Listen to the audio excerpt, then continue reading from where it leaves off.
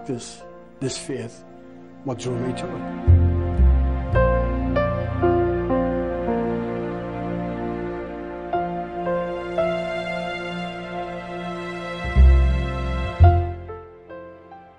Reaching where I'm 62 years of age now, and to have reached this, I mean, because I really and truly thought that my life was going to end in prison, I was going to die, and I really thought I was going to die in prison. Strangers showed me that, where they actually put 10 keys on my neck till I passed out.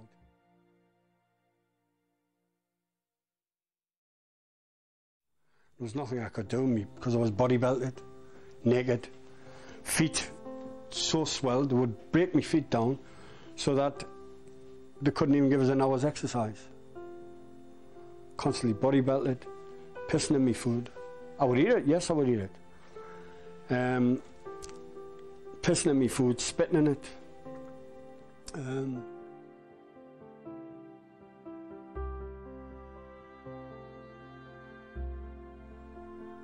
Just there seemed to be no end, like, to the homes. As I say, I thought the homes was the worst of the lot. But by this time, I was used to the violence. You know, I was really used to it, so it meant nothing. Pain was just part and parcel of my life. I couldn't do a jail sentence without pain, you know. I don't know, maybe my body's just immune to the pain. That's why I like it so much in a boxing ring. Maybe that could be it, I don't know. But I like the feel of pain, and I suppose that's what the homes has done. 11 years in the homes, that's what it's turned me out, but it hasn't turned me into, I mean, I've turned out okay, which I think I've turned out okay, and I think you'll agree with that.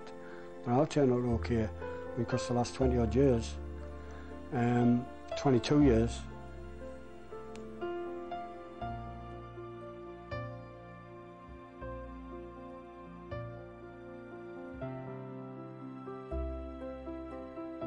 he was from Pakistan, you know, good boxer, and I actually used to get invited to his house for me teas and things like that, and the family really made us feel welcome. I was once sitting having me tea there, which this Indian tea which they'd made, you know, all the trimmings were there, and I don't know, I got my eye on this picture, and I just couldn't take my eyes off it. I don't know why, I just couldn't take my eyes off this picture. It was a picture of a mosque, and it was all, you could see where this big sea was there, where there were, you know, there was loads of people there just flocking there. And my Muslim friend, I asked about this picture, and he explained to me that this was Mecca on that lane. And it had a big attraction, it had a big attention, and I just couldn't shake it. I don't know why, I just couldn't shake it on my mind even after that, you know. I'd spoken to my friend Manny, he'd explained about it, and even after that I just couldn't shake the memory of this. I'm not, and I do not profess to be a religious man, hence the homes, I'll tell you that. But I don't know, it was then I decided to say, right, and inquire a bit more about the Muslim faith,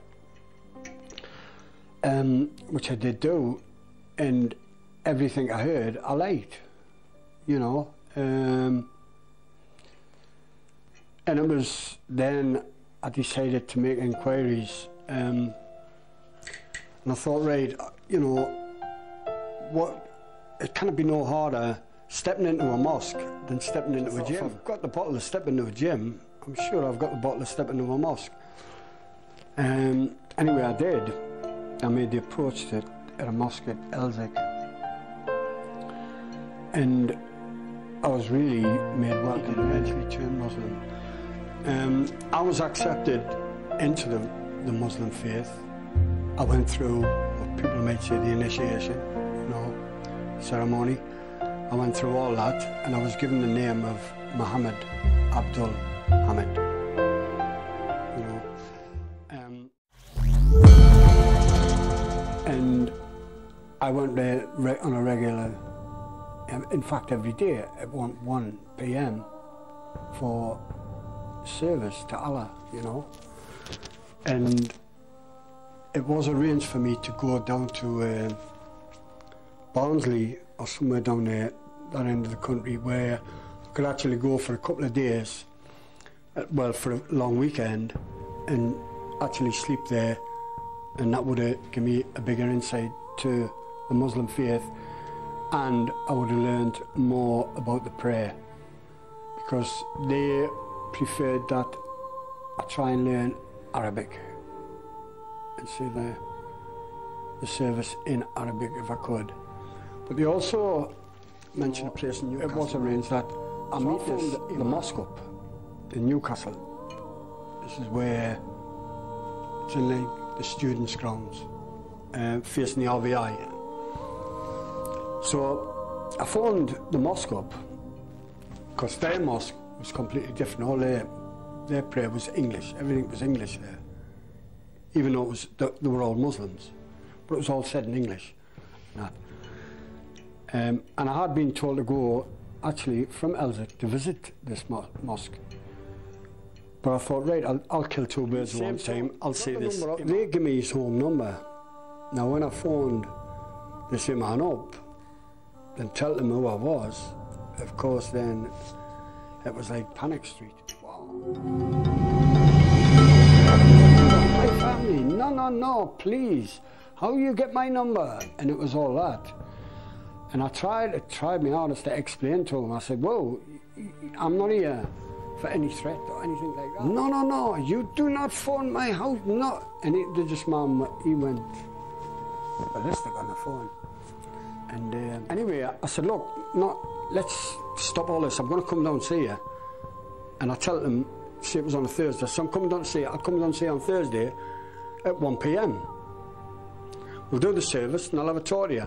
I said, I'll bring identification down. So anyway, he put the phone down, so I thought everything innocent was bowling into the mosque.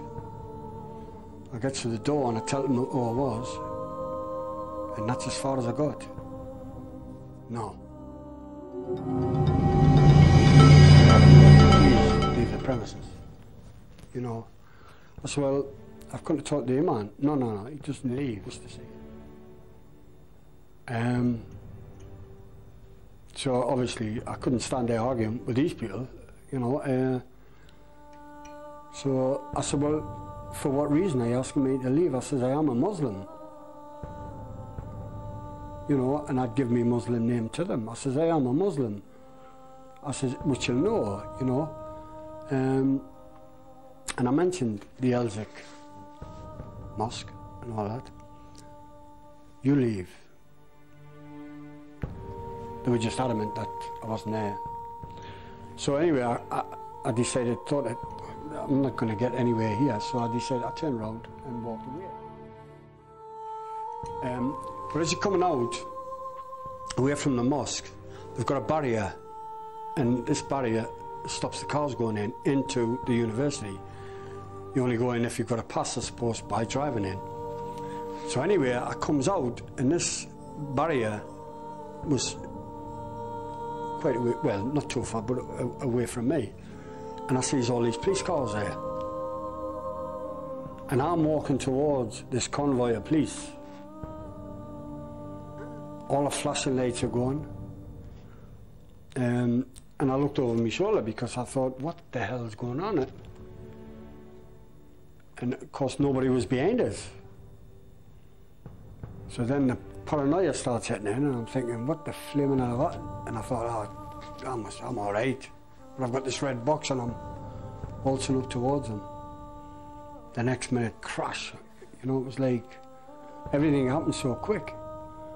I'm spread eagle over the bonnet of a car. This box has gone flying, got us down, blagged it up. And they thought later on, I mean, which I did find out later on, they thought that I was actually armed. That's the way they took it. In this box when it was thingy. It was all innocent. Everything was innocent. There was nothing malice. There was nothing meant harmful to anybody. Now I find that I goes for my prayer after that, and I'm stopped at Elzig. Without any reason, I'm just stopped. No longer welcome. Yet I am blessed as a Muslim. I have been blessed as a Muslim. So why am I not allowed to practice this faith? What drew me to it?